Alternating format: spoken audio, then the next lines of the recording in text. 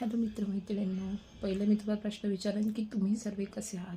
ठीक आहात ना? कारण मला माहिती आहे आत्ताच्या आयुष्यामध्ये तुम्हाला कोणी विचारत नसेल, कारण सगळे आपापल्या आयुष्यामध्ये खूप बिझी असतात. मला तुमच्याबरोबर आज एक गोष्ट शेअर करावीशी अशी वाटली की मी आज एक चित्रपट पाहायला गेली होती, जो आत्ता सध्याच 1 जानेवारीला रिलीज झाला आहे, ज्याचं नाव आहे क्रांतिज्योती विद्यालय.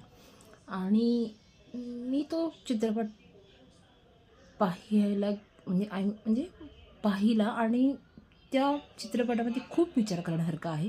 एक तर पहिली म्हणजे की आपल्याला मराठी भाषा आणि मराठी शाळा जपणं का महत्त्वाचं आहे ते.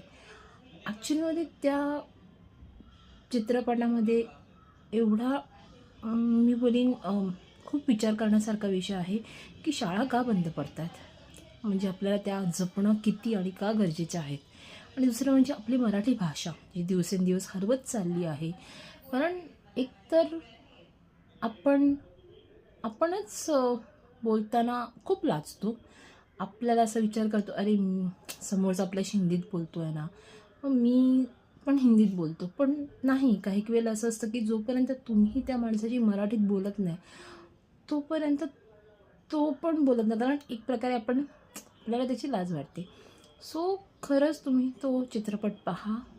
त्याच्यामध्ये खूप विचार करण्यासारखं आहे आणि तो तुम्हाला खूप काही शिकवून जाईल. तुम्ही एवढंच मला छोट्याशी तुमच्याशी डिस्कस करायचं होतं. सो मी एवढं बोलून थांबवते.